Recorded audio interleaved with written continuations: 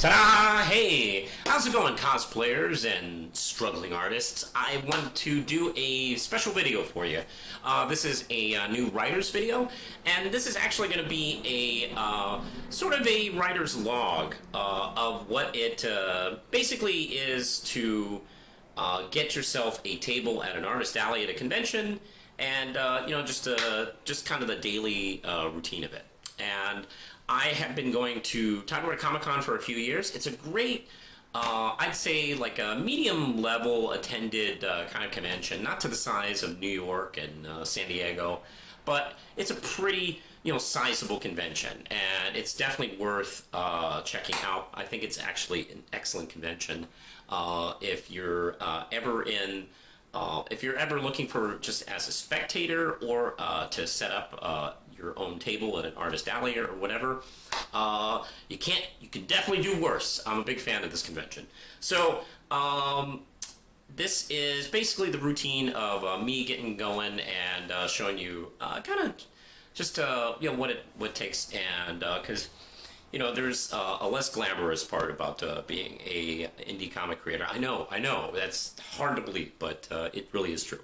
So I want to show you what it's like to go as a vendor to a really sizable convention. And before we get started, I really enjoyed this year. I think we're about 10 years doing Tidewater Comic-Con, and this year was just spectacular. They had a bunch of wonderful guests. Everyone was such in a great mood. Everyone was doing well. It was a really great show.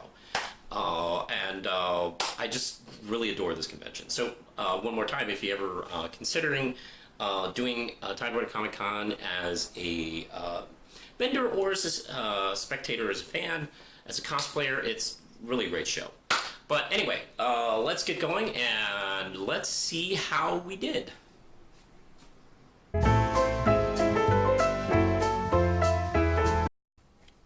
Okay, hello. I am putting my stuff together for this year's Tidewater Comic-Con, and I have a pretty simple package that I put together for tables. And I do believe that you should it's best to be fairly organized and have a system. And I have a pretty tight system, and I'll show you what I got going on here. Right here is generally the group of boxes I put together for every show. And let me see if I can, I stupidly did not, there we go. And let's see, this is all the Red Knight comics I have for every show. I keep them in a long, short box.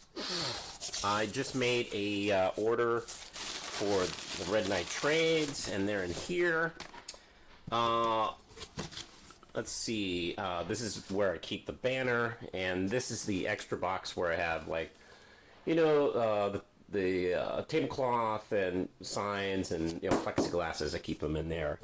This year, I think I'm going to include this. I have only one of these, but I'll see if I can sell it. It's Red Knight Mego custom figure. I usually do those for Kickstarters, but I think I'm going to do it here. A few other things. I tend to think it's a good idea to, have your cash pouch and a place to record your sales so you can keep track of them, as well as comic bags and boards in case people want those. I'm also bringing some markers in order in case people want them to be signed. A lot of people want the comics to be signed, so I always think that's a good idea. All right, I'm going to just pack this in my car, and Lindsay has a bit of a more, since she sells bigger things, that's going to be a little bit more of a move for us. But we can pack pretty much everything in one car, and thankfully Tidewater Comic-Con is in the same area. That's just a 20-minute drive, so that's not a big deal. You have to be prepared, if you do a bigger show, somewhere else, for a 6-hour drive and such, to have your stuff kind of really, set, so you don't have to, have any kind of huge mess. I've seen artists who've been doing this stuff for years, like, have really complicated, messy setups, and maybe, you know, personality-wise, that's how you do things, but, you know, these can be stressful shows for people, you know, getting your stuff together, and I think it really does decrease the stress and problems and drama if you just have, like, a set up, you know, that you can kind of depend on. All right, now we're going to go from here to the move, and we'll continue on. And here is the combined total, not including trunk, these setups for both me and Lindsay. So let's get on the road! Here we go! Going to the concert! Oh, wait, we're going to the convention! That's what we're doing! Okay, and here we go. We're about to sign in and get us some passes. So let's get a table. Okay, all right, now we're at the fun part of the event is finding my table. I was told it was table 211, and let's take a look. Uh-oh, hey, there we go. This is where I'm gonna be, baby. Here we go. I am Justin Cristelli, and this is where I am for Tidewater Comic-Con. And all right, now I gotta get my stuff. I don't know if you can hear the lovely music, but it certainly does set a tone for comic book shows. Hi, and I am showing you now the finished table of Tidewater Comic-Con, what I got going on. And I got my usual setup here. I have issues 1 through 7, the trade paperback, and Krampus in the Corner. I don't have the DeVita novel with me. I don't usually push the novel too much at the comic-related shows. I also have the trade paperback and the Red Knight action figure. I gotta get a sign for that, though. But this is, frankly, my happy place. This is what I like to do most, and the setup for me is one of the things I find most exciting. I mean, look at this cool crap. Look at this giant room that's about to be filled tomorrow with dorks and artists and more dorks. It's great. I love it. All right, I'm going to get some rest, and then we're going to continue on.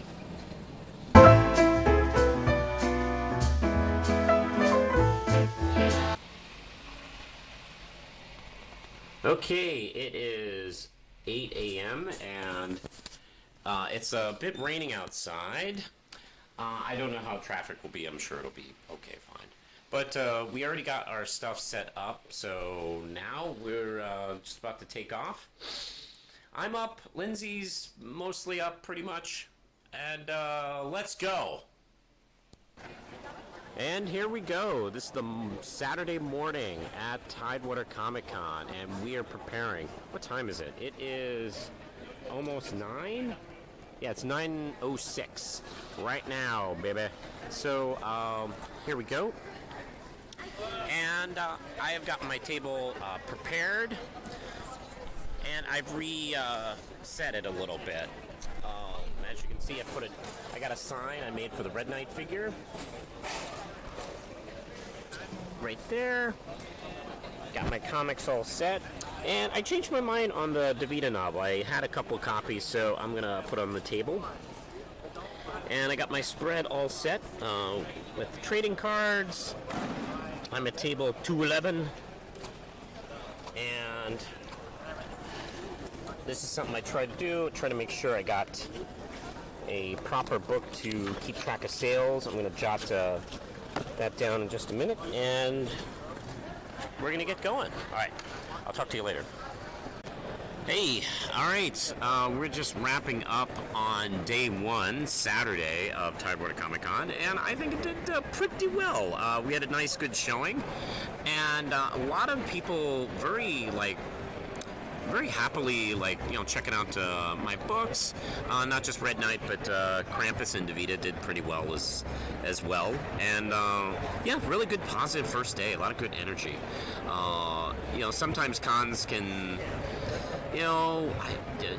sometimes the energy is just not there and there's nothing you can do about it. But this one, not the case. This was a really strong first day.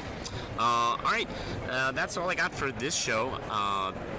Now, I'm going to be, not this show, but today I'm going to be doing one more day, so Sunday we'll be talking about it. I didn't have a partner at the table with me, so I wasn't able to get away and do any of the panels, but I did have some fans tell me, like, the Sean Astin panel was really fun, and of course, like, Ray Park's been doing some stuff here, so it's been a pretty good show. So yeah, that's what I have for today, and we'll see what tomorrow brings.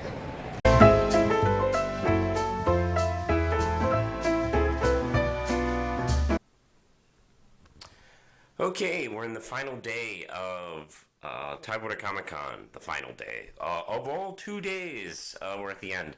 Luckily, right now, it looks like it's not raining. The forecast does call for more rain, but right now it's good, as long as it's not raining when I go in and then leave, I'm happy, frankly.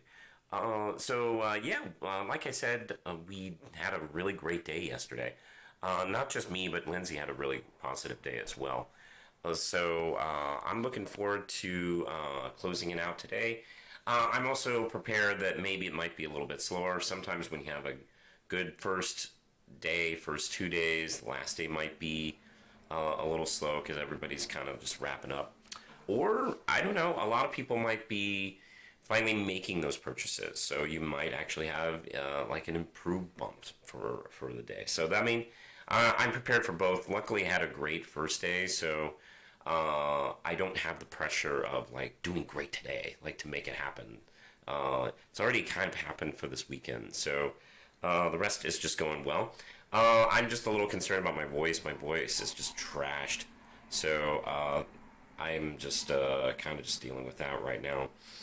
I'm gonna kind of take care of it a little bit and rest up tomorrow, but yeah, right now I'm just kind of sounding like I've been playing the Joker for 30 years. Anyway, I'm going to be moving on. I'm going to pack up, and we're going to get going in just a few minutes. Hey, good morning. Now we're at the show, and I'm all set up. It only takes a minute. That's the cool thing about the second day or third day of a show. It's pretty much all set up for you. So it only takes a minute really to get going. You just have to worry about being hungover or something. Let's see, I'm just doing some stuff here. I got my book ready for today. Like I said, I had a pretty good day yesterday, and that's what I'm saying. Like, if you have a good first day or first 2 days, it really does take the edge and pressure off to do well on the last day. But I'm all set again. As you can see, I'm doing pretty well. I'm getting a little low on Red Knight 1, actually, so I might be sold out today, depending on how today goes. But I'll be honest, I did so well yesterday. I'm kind of okay if we do okay today. I do have a set goal today. It'd be nice if I could do 100 or 200 today. That would be excellent. But yeah, we'll see. All right, I'll see you on the flip-flop, and we'll talk about how the show went. Hi. We are done, and that was quite a weekend. I didn't do the entry from the convention hall because Lindsay and I just wanted to just pack up and ship out as soon as we could. So we did that, and I opted just to just wait until we got home. We got done as soon as we could, and there's this great place called Beach Bully, which is a barbecue place, and they have just this amazing Carolina-styled barbecue sandwiches. And let's see, Lindsay, Chris, and I went and celebrated a pretty great show. Each of us did very well, and I gotta say, it's really encouraging when you have a good show, I gotta say. And this was definitely one of those. And I will give my full thoughts on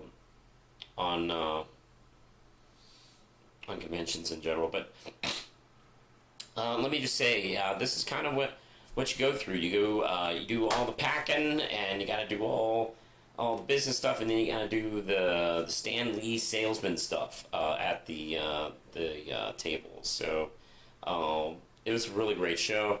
I got to meet let's see, Harold Buchholz, who is one of the producers of Mystery Science Theater 3000, and I bought a script. Script for EGA, and I believe it's the touring live version, which is interesting because I've never really seen what their scripts look like, so that was kind of fun. I also bought some stuff from another artist near me that I was not partnered up, but was a neighbor with, and we watched out for each other's tables. And that's another thing is when you go to, like, if you have like an artist alley table or whatever, do your best to, like, have a sense of camaraderie and being neighborly to your neighbors for the show, because sometimes they'll have to count on you or you count on them, and it definitely makes a show go by much quicker if you're helping each other out. And we got along really nicely, so that always helps. And I really enjoyed the show. This was a great year. I am right now, excuse me, my voice is a little bit trashed, but I got Fantasy and Monster Fest coming up later this year. I'm on the waiting list for Heroes Con in Carolina, but I don't think I'm going to make that show. It doesn't look likely. And I talked to a number of readers and fans who watch my videos and read my comics. And I will say, if you watch my videos and don't see them all, click the notification bell, because that'll definitely help you out. And I'm also starting a Substack where you can see all of my material, my written and videos. So click. I guess I'm going to start clicking the link below right now. But that's it. If you want to follow me, speaking of the Substack, follow me there. I'm also on Facebook, Twitter, Instagram, Threads, Blue Sky, and Tumblr. You can also support this channel and Manus Publishing at just $1 a month over at Patreon. Anyway, that was for this year in Tidewater Comic Con, and I hope this was helpful. You take care. Push the button, Lindsay. Oh, wait, she's in the other room asleep. I'll push the button.